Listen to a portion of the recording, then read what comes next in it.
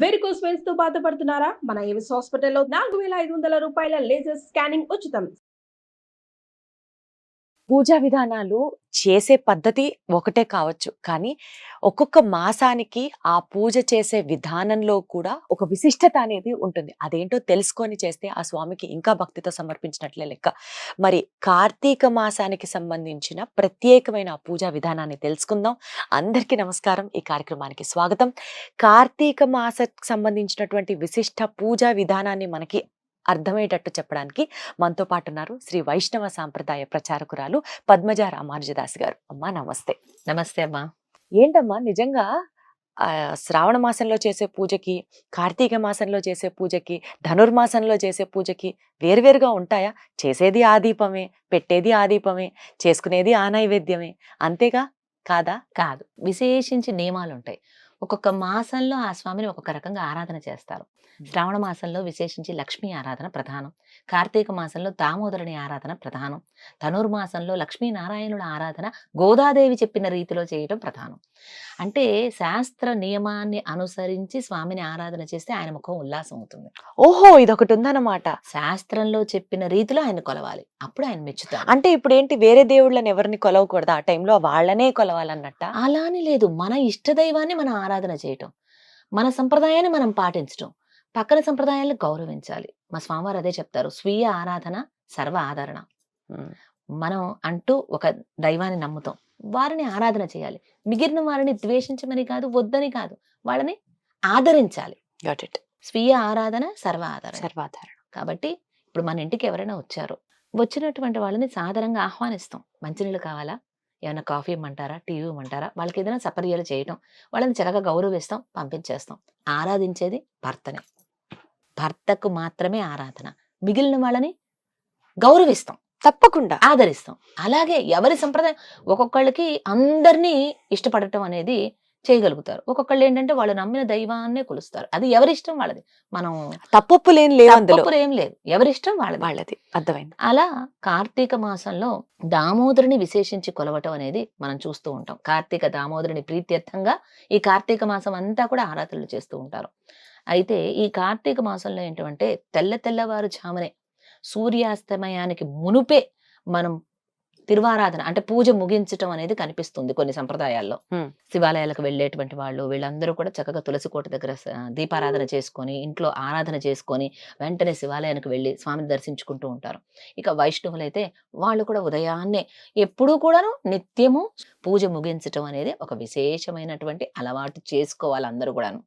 కార్తీక మాసం ధనుర్మాసం అనే కాదు, ఎప్పుడైనా గానీ సూర్యోదయానికి ముందుగా ఆ స్వామిని ఆరాధన పూర్తి చేయాలి.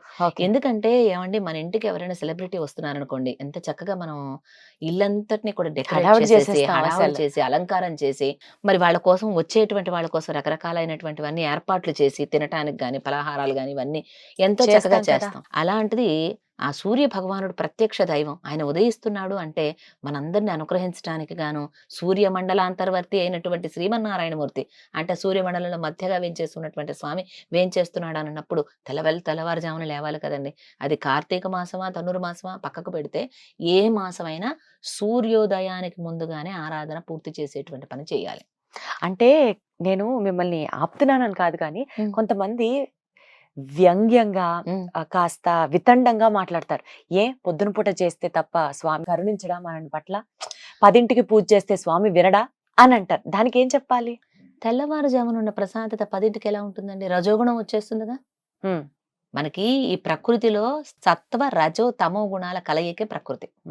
సత్వగుణం ప్రధానంగా తెల్లవారుజామున ఉంటుంది. అది ప్రకృతిలో ఉండేటువంటి నియమం. 10 కొడుతుందంటే రజోగుణం, కోపం పెరిగిపోతూ టెన్షన్ వచ్చేస్తూ ఉంటుంది. మధ్యాహ్నం పూట 2 గంటలకి ఇంకా తారాస్థాయిలో ఉంటుంది రజోగుణం. 2 గంటల వేళప్పుడు ఇంటికి ఎవరైనా అతిథిని తీసుకుని వస్తున్నారు అనుకోండి, భర్త గాని లేకపోతే ఎవరైనా చుట్టాలు, తెలియకుండా చెప్పకుండా ముందు వచ్చేసారనుకోండి, ఫోన్ చేశారు, ఇవాళ చుట్టాలు వస్తున్నారు తీసుకుని వస్తున్నాను, వాళ్ళకి నువ్వు వండి పెట్టు అని 2ంటికి ఫోన్ చేస్తే, ఇప్పుడా చెప్పేది? 2ంటికి తీసుకొస్తుంటే చుట్టాలు ముందు చెప్పే పని లేదా? ముందు తెలీదా మీకు? కోపం తారాస్థాయికి వెళ్ళిపోతూ ఉంటుంది. అవునా? అది ప్రకృతిలో ఉండే రజోగుణ కారణంగా వీళ్ళ కోపం పెరిగిపోతూ ఉంటుంది. సాయంత్రం అయ్యేటప్పటికి ఆవలింతలు వస్తూ ఉంటాయి. అవునా? దీనికి ప్రకృతిలో తమో గుణం వస్తుంది. తమో గుణం ఏమి చేస్తుంది అంటే మనకి తామసాన్ని ఇస్తుంది, నిద్రని ఆవహింపజేస్తూ ఉంటుంది. ప్రకృతిలో ఉండే సత్వ రజో తమో గుణాలకి అనుగుణంగా మనం నడుచుకోవాలి. సత్వగుణం ప్రధానంగా తెల్లవారుజామున ఉంటుంది కాబట్టి కార్తీక మాసంలో తెల్లవారుజామునే చక్కగా లేచి స్నానం ఆచరించి తలారా స్నానం చేసి, కొన్ని సంప్రదాయాల్లో చన్నీళ్లే పోసుకోవాలి, వేడి నీళ్ళు పోసుకోకూడదు. కాకపోతే ఆరోగ్యాన్ని అనుసరించి నేటి మారుతున్న కాలమాన పరిస్థితులకు అనుగుణంగా ఈ ఉపాధి సవ్యంగా ఉంటేనే భగవద్ ఆరాధన చేయగలుగుతాం. ఒకటి గుర్తుపెట్టుకోండి, అంటే ఉపాధి అంటే శరీరం బాగుంటేనే భగవంతుని పూజ చేస్తాం. ఇప్పుడు 80 ఏళ్ళ ఆవిడ కూడా పొద్దున్నే లేచి తలార స్నానం చేయాలి, చన్నీళ్ళ స్నానం చేయాలి అని చెప్పి చన్నీళ్ళతో స్నానం చేస్తే ఆవిడ ఆరోగ్యం ఏం కావాలి? అవునా? అంతేగా. ఇప్పుడు ఆరోగ్యం బాలేదని 2 రోజులు తలంటు పోసుకొని తలారా చన్నీళ్లతో స్నానం చేసి 3వ రోజున అడ్డుపడిపోతే ఆరాధన ఏమైపోతుంది? ఆగిపోతుందిగా. అంటే మన శరీర తత్వాన్ని బట్టి, మారుతున్న కాలమాన పరిస్థితులను బట్టి కొంత ఆ చన్నీటి స్నానం ఆచరించలేనటువంటి వాళ్ళు కొంచెం గోరువెచ్చటి స్నానం అన్నా ఆచరించవచ్చు, వాళ్ళ శరీర ధర్మాన్ని బట్టి, తత్వాన్ని బట్టి. అన్ని బాగున్న వాళ్ళు కూడా వేడి నీళ్ళు పోసుకోమని కాదు నేను అర్థం. అవకాశం లేని వాళ్ళు దాన్ని బట్టి ఏదైనా తెల్లవారుజామునే తలార స్నానం చేసి భగవంతుడు ప్రతిరోజు ప్రతిరోజు కార్తీక మాసంలో ప్రతిరోజు తల స్నానం చేస్తారు. ధనుర్మాసం అయినా అంతే, ప్రతిరోజు తలార స్నానం చేసి ఆ భగవంతుని దగ్గర చక్కగా భక్తి ప్రపత్తులతో దీపారాధన విశేషం. విశేషించి కార్తీక మాసంలో నీతితోటి దీపారాధన ఇంకా విశేషం. నువ్వుల నూనెైనా పర్వాలేదు, క్షేమంకరమే. ఆవు నేతి దీపం ఇంకా శ్రేష్టంగా. అమ్మ, ఏమన్నా విశిష్టత ఉంటుందా? నువ్వుల నూనె ఎప్పుడు పెట్టాలి, ఆవు నెయ్యి ఎప్పుడు పెట్టాలి, అట్లా ఏమన్నా? అంటే విశేషమైన ఆరాధనలో ఆ స్వామికి ఇష్టమైనటువంటి ఆవు నీతి దీపం పెడితే ఇంకా మంచిది కదా. ఆయన ముఖోల్లాసమే మనకు ప్రధానం, అంతే. ఆయన ముఖం ఉల్లాసం అవ్వాలి, అంతే అంతే. దానికోసం మనం ఏదైనా, అందుకోసం కార్తీక మాసంలో ఆ దామోదరుని ప్రీత్యర్థం ఆయనకి ఇష్టం కదండి గోవుల్ని. ఎప్పుడు ఆలమందలు చుట్టూ వేసుకుంటాడు, ఆలమందల్ని మేపడానికి వెళుతూ ఉంటాడు, గోపాలకులతో కలిసి తిరుగుతూ ఉంటాడు. ఆయనకి ఇష్టమైనటువంటిది కాబట్టి ఆ ఆవు ఇష్టమైనటువంటి పనులు మనం చెయ్యాలి. ఆవు నేతి దీపం పెట్టి పొద్దున్నే చక్కగా తులసమ్మ దగ్గర కూడా దీపారాధన చేసి, ఆ తులసిలో ఎంత విశేషం ఉంటుందంటే, అయితే మనకి ప్రకృతిలో ఉండేటువంటి చెడు వాయువుల నుంచి రక్షించేటువంటిది చక్కని వాయువునిచ్చేటువంటి తులసమ్మ. అక్కడి నుంచి మనకి యాంటీ ఆక్సిడెంట్సే కావచ్చు, మనకి సైంటిఫిక్ గా చెప్పాలంటే టర్మినాలజీ మనకి రాకపోయినప్పటికీ సైంటిఫిక్ గా కూడా ఇది నిరూపితమైంది. అనేక రోగాల నివారణ తులసి. మనకి కఫ, వాత, పిత్త ఇత్యాది ఏ సంబంధాలు ఉన్నా కూడా, ఊపిరితిత్తులకు సంబంధించి ఏ సమస్య ఉన్నా కూడా తులసి దళాలు చక్కగా నములుతూ ఉంటారు చూడండి. ఆ విధంగా తులసి అనేది ఆరాధన అనేది చాలా విశేషం. ఉదయాన్నే వెళ్లి తులసి దగ్గర ఆరాధన చేయటం కొన్ని సంప్రదాయాల్లో చూస్తాం. ఆ తులసిని చక్కగా దళాలతో కోసి ఆ స్వామికి సమర్పించడం, స్వామి పాదాల దగ్గర తులసి సమర్పింప చేసుకోవడం కోసమే ఈ లోకంలోకి వచ్చి అవతరించాట అర్చామూర్తిగా చెప్తారు పెద్దలు. అంత విశేషంగా ఆయనకి ఏం అవసరంలా, తులసి దళం తీసుకొచ్చి ఆయన పాదాల దగ్గర పెడితే చాలు, ఆయన సంప్రీతుడు అవుతాడు, సంతోషపడతాడు. అలాగే ఆయనకి సమర్పించేటువంటి తీర్థం కానివ్వచ్చు, ప్రసాదాలు కానివ్వచ్చు, ఎందులో అయినా కానీ తులసి దళం సమర్పించడం విశేషం. అలా తులసితోటి స్వామిని ఆరాధన చేయాలి. తులసితో ఆరాధన కేవలం శ్రీమన్నారాయణమూర్తికే, అదొక విశేషం. చూడండి, మీరు గమనించండి, తులసితో ఆరాధన ఇంక వేరెవరికి చేయరు, శ్రీమన్నారాయణమూర్తికే చేస్తారు. శివుడికి పూజ చేసేటప్పుడు కూడా తులసి అంటారు కాదా? బిల్వపత్రాలు కదా, ఆ స్వామి ప్రియుడు అని అంటారు. ఆఖరికి వినాయక చవితి రోజున వినాయకుడికి కూడా ఆ ఒక్క రోజున తులసి సమర్పిస్తారు, విడి రోజుల సమర్పించడానికి అవకాశం ఉండదు. కాబట్టి ఆ సంప్రదాయం వాళ్ళు వినాయకుడికి ఆ ఒక్క రోజున తులసి సమర్పించడం మనం చూస్తూ ఉంటాం సాధారణంగా. ఆ శ్రీకృష్ణ పరమాత్మకి తులసి అంటే ప్రీతి. కేశవ ప్రియ అని ఆమెకే పేరు అనుకున్నాం కదా. అలా మన క్లేశాలన్నింటినీ పోగొట్టేటువంటి ఆ కృష్ణ పరమాత్మకి ఇష్టమైన విధంగా మనం నడుచుకుంటాం. ఆయనకి ఇష్టమైన మాసంలో, కార్తీక మాసంలో ఆ తులసి సమర్పణ, ఉదయాన్నే ఆవునేతి దీపారాధన సమర్పణ, ఉదయం వేళల్లో కానివ్వండి, సాయంత్రం వేళల్లో కానివ్వండి, మీ యొక్క వీలును అనుసరించుకొని, ఎవరెవరి వీలును అనుసరించి ఆలయానికి వెళ్ళి దీపారాధన చేయటం మరీ విశేషం. ఓకే. కార్తీక మాసంలో విష్ణుమాలయాలలో గాని శైవాలయాలలో గాని దీపారాధన విశేషం. అది కూడా సూర్యోదయానికి ముందు, సూర్యాస్తమయం తర్వాత ఆ విధంగా ఆరాధన చేయటం, అది కూడా కొంతమంది మనం చూస్తూనే ఉంటాం, 365 ఒత్తులు వేస్తూ ఉంటారు. అవును. అంటే ప్రతిరోజు అవకాశం ఉండి కుదరకపోవచ్చు. అలాంటి వాళ్ళందరూ ఏంటంటే కార్తీక మాసంలో ఆ 365 ఒత్తులతో చేసినటువంటి కట్ట తీసుకువెళ్లి వెలిగిస్తూ ఉంటారు. అలా సంవత్సరం అంతా దీపారాధన చేసినటువంటి ఫలితం లభిస్తుంది లభిస్తుందని చెప్తారు. ఒక దీప ఆరాధన ఎంత విశేషమైన ఫలితాన్ని ఇస్తుందంటే మనం నేరుగా దీపాన్ని కూడా వెలిగించిన అవసరం లేదు. కొడగంటుతున్నటువంటి కొండెక్కబోతున్నటువంటి దీపాన్ని అంటే ఆరిపోబోతున్నటువంటి దీపానికి మనం ప్రజ్వలింపజేసినా కూడా అంత నూనె వడ్డించడము, నెయ్యి వడ్డించడము ఆ దీపంలో ఉన్నదాన్ని బట్టి అలా దాన్ని కొడగొంటుతున్నటువంటి దాన్ని కొంచెం అలా పైకి లేపినా కూడా ఎంతో విశేషమైన ఫలితం. కార్తీక మాసంలో దీపారాధనకు ఒక ప్రత్యేకమైనటువంటి ఫలితాన్ని చెప్తాయి.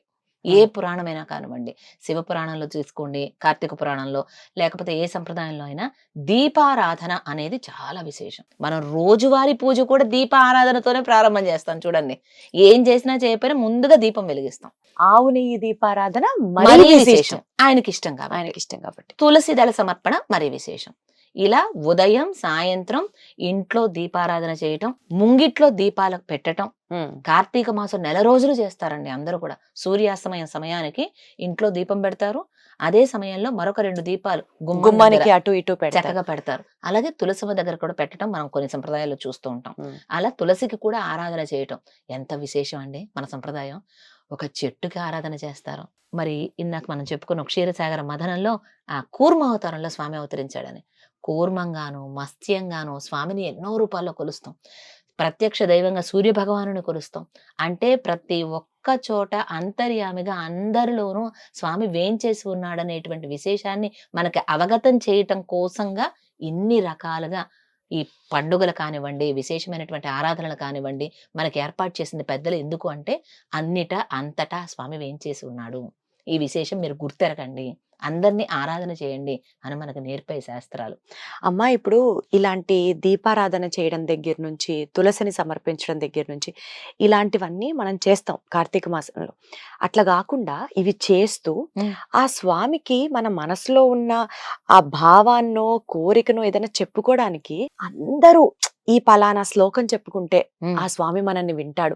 మొన్న పాసురాలకు సంబంధించి మిమ్మల్ని కలిసినప్పుడు మీరు ఒక మాట అన్నారు, స్వామిని ఈ విధంగా గనక కీర్తిస్తే మనల్ని ఇంకా బాగా వింటాడు అని మీరు ఒక మాట చెప్పారు. సో అందరికీ అర్థమయ్యేటట్టు, అందరికి నోరు తిరిగేటట్టు ఏమన్నా ఒక చిన్న పద్యం కానీ లేకపోతే శ్లోకం కానీ ఈ దీపం పెట్టుకునేటప్పుడు ఇలా ఇలా ఒక పద్యం చెప్పుకొని ఆ స్వామిని దండం పెట్టుకుంటే మన కోరికలు తీరుతాయి, అట్లా ఏమన్నా ఉంటాయా? అది ఎవరెవరి సంప్రదాయాన్ని బట్టి ఉంటాయి.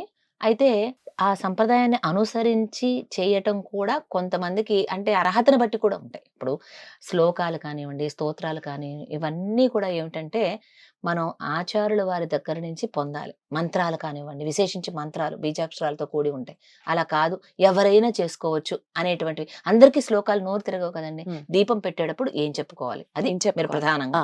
దీపం పెట్టుకునేటప్పుడు కార్తీక దామోదరుని ప్రీత్యర్థం అని మనసులో అనుకుని, అంటే కార్తీక దామోదరుని కోసం అని చెప్పి ఆ దీపం వెలిగించడం ఏ సంప్రదాయంలోనూ జరుగుతుంది కదా. అలా ఓం కార్తీక దామోదరాయ నమః అంటూ ఆ ఓము నమః 2 జత చేసామంటే ఒక మంత్రం అయిపోతుంది. ఓం కార్తీక దామోదరాయ నమః అంటూ చక్కగా మనం దీపం సమర్పించామంటే ఆ దీపం వెలిగించుకుంటూ ఆ దామోదరుని ప్రీత్యర్థం చాలు. మనం ఏ శ్లోకాలు కూడా రానవసరం లేదు. లేదు, పెద్దలు మనకు చెప్తారు, దీపం జ్యోతి పరబ్రహ్మ దీపం జ్యోతి పరాయణం దీపేన హరతే పాపం సంధ్యాదీప నమోస్తుతే అంటారు. అలా సంధ్యాదీపానికి నమస్కారం చేస్తూ, దీపానికి నమస్కారం చేస్తూ, ఇలా దీపానికి నమస్కారం చేస్తూ మనం ఈ శ్లోకం చేయించుకోవచ్చు. అలా ఇలా చేసి ఆ స్వామిని గనక మనం పూజిస్తే తప్పకుండా మనల్ని కరుణిస్తాడు, అనుగ్రహిస్తాడు అన్నది భక్తుల నమ్మకం. ఏ శ్లోకాలు రాకపోయినా కార్తీక దామోదరాయ నీ కోసం అని చెప్పి దీపం పెడుతున్నాను. అందరికి మంత్రాలు రావు కదండి పాపం. కరెక్ట్. చదువు రాకపోవచ్చు, మీరు స్క్రోలింగ్ వేసినా అది చదువుకొని రావాలంటే చేయాలంటే వాళ్ళకి తెలియకపోవచ్చు కదా. కాబట్టి ఓం కార్తీక దామోదరాయ నమః అంతే చాలు. ఓం కార్తీక దామోదరాయ నమః అంటూ కార్తీక మాసంలో దామోదర నీ ప్రీతి కోసమని ఈ దీపం పెడుతున్నానయ్యా, అందరినీ చల్లగా చూడు, నువ్వు బాగుండు, అంతే చాలు. ఏం అవసరం లేదు. ఈజీ దేవుడిని రీచ్ అవ్వడం. చాలా సులభంగా వేయించేశాడు ఆయన అచ్చామూర్తిగా మన మధ్య. అలాంటి స్వామిని మనం ఎంత భక్తితో చేస్తామో పూజ అనేది ప్రధానంగా చూస్తాడు. అద్భుతం అమ్మా, ధన్యవాదాలు. ఇలా కార్తీక మాసంలో అందరూ కూడా భక్తి ప్రపత్తులతో దామోదరుని ఆరాధన చేయాలని ఈ సందర్భంగా అందరినీ కోరుకుంటూ ధన్యవాదాలు. జై శ్రీమన్నారాయణ. జై శ్రీమన్నారాయణ.